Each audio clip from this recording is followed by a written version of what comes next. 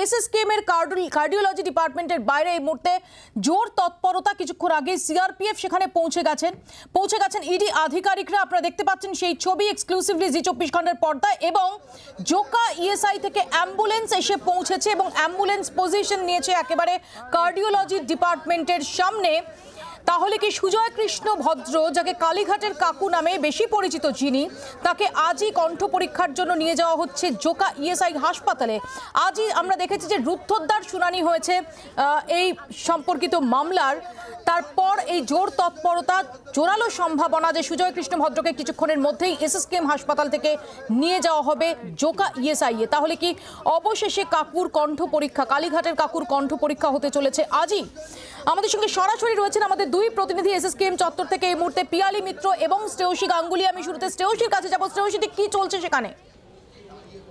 এবং তোমাদের দুজনকেই জানিয়ে রাখি যে মুহূর্তে ওখানে কোনো ডেভেলপমেন্ট হবে তোমরা আমাদের জানিয়ে রাখি যে একেবারে দেখো এই মুহূর্তে যেটা জানিয়ে রাখি যে কার্ডিওলজি ডিপার্টমেন্ট সেখানকার কেবিন নাম্বার 1 এ সুজয় কৃষ্ণ ভদ্র রয়েছেন। সেখানে কিন্তু এই মুহূর্তে কিন্তু জোর তৎপরতা চলছে।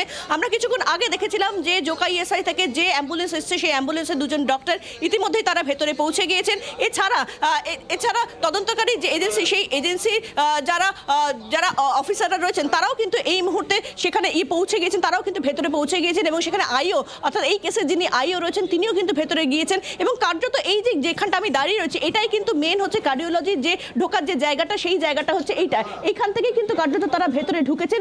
এবং সেক্ষেত্রে তোমাকে যেটা দেখাবো যে এই যে কার্ডিওলজি যে ডিপার্টমেন্ট সেই ডিপার্টমেন্টের কিন্তু কার্যত যে মুখটা, সেই মুখে কিন্তু অ্যাডিশনাল ফোর্স ডিপ্লয় করা হয়েছে। আমরা জানি যে সুজয় কৃষ্ণ ভদ্রের ঘরের ওখানে কেবিনে ওখানে ফোর্স থাকতো, দুজন করে সিআরপিএফ থাকতো, কিন্তু কার্যত এই মুহূর্তে কিন্তু যে গেটটা, অর্থাৎ যেখান দিয়ে তাকে বেরিয়ে বার করে নেওয়া হতে পারে মনে করা হচ্ছে, সেইখান থেকে কিন্তু কার্যত সেখানেও কিন্তু অ্যাডিশনাল ফোর্স ডিপ্লয় করা রয়েছে। এবং কার্যত তারা হাতে হাত রেখে কিন্তু সেক্ষেত্রে একটা মানববন্ধন বা একটা সেফ প্যাসেজ মতন তারা তৈরি করার চেষ্টা করছেন। ফলে কার্যত বলা যেতে পারে যে সুজয় কৃষ্ণ ভদ্রকে জোকা ইএসআইতে নিয়ে যাওয়ার এই মুহূর্তে জোর তৎপরতা কিন্তু কার্ডিওলজি ডিপার্টমেন্টের মধ্যে চলছে। শ্রেয়সী, তুমি আমাদের সঙ্গে থাকো। আমি পিয়ালির কাছে যাব। পিয়ালি, ঘটনাচক্রে আজই আমরা দেখেছি যে রুদ্ধদ্বার শুনানি হয়েছে এই সম্পর্কিত মামলায়, যার আউটকাম সম্পর্কে এখনো পর্যন্ত সেভাবে কিছু জানা যায়নি। তারপর এই তৎপরতা এসএসকেএম চত্বরে কি জোরালো সম্ভাবনা, কি আরো জোরালো হচ্ছে যে সুজয় কৃষ্ণ ভদ্র বা কালীঘাটের কাকু তাকে আজই জোকা ইএসআই এ নিয়ে যাওয়া হবে কণ্ঠ পরীক্ষার জন্য, যে কণ্ঠ পরীক্ষা নিয়ে দীর্ঘ চর্চা চলছে?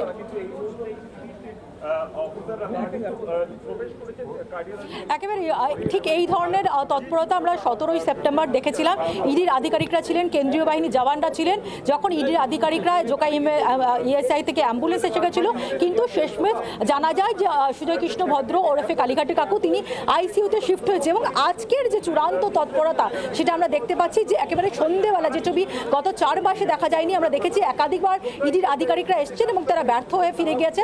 কিন্তু সুজয় কৃষ্ণ ভদ্রকে নিয়ে যাওয়ার জন্য যে তৎপরতা আজকে সন্ধ্যেবেলা দেখা যাচ্ছে, ইতিমধ্যেই ইডির আধিকারিকরা আইও মিথিলেশ কুমার মিশ্রা তিনি এসে পৌঁছেছেন, ইডির সিআরপিএফ এর যিনি সিও তিনি পৌঁছেছেন, জওয়ানরা তারা পৌঁছে গিয়েছেন। এবং কার্ডিওলজি ডিপার্টমেন্টের মধ্যে এই মধ্যে ইডির আধিকারিকরা রয়েছে এবং অ্যাম্বুলেন্স একেবারেই গেটের সামনে প্রস্তুত রাখা রয়েছে। অর্থাৎ গত কয়েক মাস ধরে যে টানাপোড়েন চলছিল, আদালতের নির্দেশ থাকা সত্ত্বেও একাধিকবার এখানে এসেও কিন্তু সুজয় কৃষ্ণ ভদ্র ওরফে কালীঘাটের কাকু তাকে কিন্তু জোকা ইএসআই হাসপাতালে নিয়ে যেতে পারেননি ইডির আধিকারিকরা। এবং সেখানে কিন্তু ইতিমধ্যেই মেডিকেল বোর্ড গঠন করা হয়েছে আদালতের নির্দেশ মতো। এবং এর আগে আমরা দেখেছিলাম যে ইডির তরফ থেকে এসএসকেএম হাসপাতাল কর্তৃপক্ষের কাছে অনুরোধ করা হয়েছিল তার ভয়েস স্যাম্পল টেস্টের জন্য, সেটাও হয়নি। ফলে আজকে কলকাতা হাইকোর্টের রুদ্ধদ্বার শুনানির পর এই চূড়ান্ত তৎপরতা যেটা দেখা যাচ্ছে, তার থেকেই অনুমান করা হচ্ছে যে আর কয়েক মিনিটের মধ্যে, আর কিছুক্ষণের মধ্যেই সুজয় কৃষ্ণ ভদ্রকে কার্ডিওলজি ডিপার্টমেন্ট থেকে বের করে কেন্দ্রীয় বাহিনীর নিরাপত্তার ঘেরাটোপে জোকা ইএসআই হাসপাতালে নিয়ে যাওয়া হবে এবং সেখানেই তার ভয়েস স্যাম্পল কালেকশন করা হবে। ইডির সূত্রের যেটা বক্তব্য, বেশ কিছু নিয়োগ দুর্নীতি সংক্রান্ত অডিও রেকর্ডিং তাদের কাছে রয়েছে, তার একটি কণ্ঠস্বর তাদের অনুমান সুজয় কৃষ্ণ ভদ্রের, এবং যেটা এই মামলা তদন্ত ক্ষেত্রে অত্যন্ত গুরুত্বপূর্ণ একটা এভিডেন্স। এবং সেটা আদতে সুজয় কৃষ্ণ ভদ্রের কিনা সেটা মিলিয়ে দেখার জন্যই তারা ভয়েস স্যাম্পল টেস্ট করতে চাইছেন। এবং আজকে এই মুহূর্তে আদালত চত্বরে যে একেবারে যে তৎপরতা, তাতে মনে করা হচ্ছে আজকে রাতের মধ্যে সুজয় কৃষ্ণ ভদ্রকে জোকা ইএসআই হাসপাতালে নিয়ে যাওয়া হবে এবং তার ভয়েস স্যাম্পল কালেকশন করা হবে। আমি আবারও একবার শ্রেয়সীর কাছে যাব। শ্রেয়সী, অ্যাম্বুলেন্সে যারা এসেছেন তাদের সঙ্গে তুমি কথা বলার চেষ্টা করেছিলে, তারা কি মুখে কুলুপ, তারা কিছু বলছেন? দেখো তোমাকে যেটা জানিয়ে রাখি যে অসম্ভব নীরবতা, এবং নীরবতা শুধু তাই নয়, সেক্ষেত্রে যাতে কোনো তথ্য বাইরে কোনোভাবে না যায় তাই জন্য তারা জার পড়ানোর চেষ্টা করেছেন। তাদেরকে বহুবার আমরা জিজ্ঞেস করার চেষ্টা করেছি যে তারা সুজয় কৃষ্ণ ভদ্রকে নিতে এসেছেন কিনা, কি অর্ডার রয়েছে, কিন্তু কোনো ক্ষেত্রে কিন্তু তাদের পক্ষ থেকে কোনো আমরা নির্দিষ্টভাবে সেই তথ্য কিন্তু পাইনি।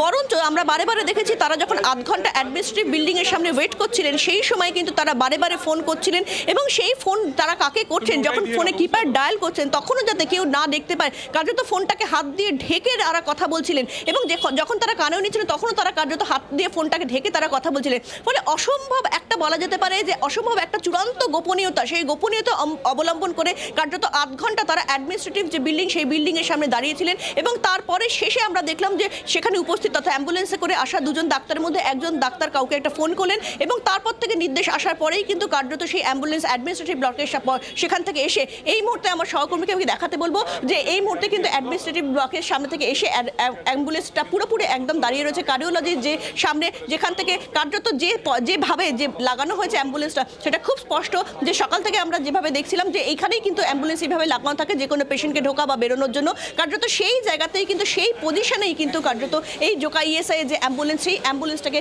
এই মুহূর্তে দাঁড় করিয়ে রাখা হয়েছে, এবং সেক্ষেত্রে যে দুজন ডাক্তার এসেছিলেন তারাও কিন্তু এই মুহূর্তে ভেতরে ঢুকেছেন। বাংলার আওয়াজ, বাঙালির আবেগ, জি 24 ঘন্টা।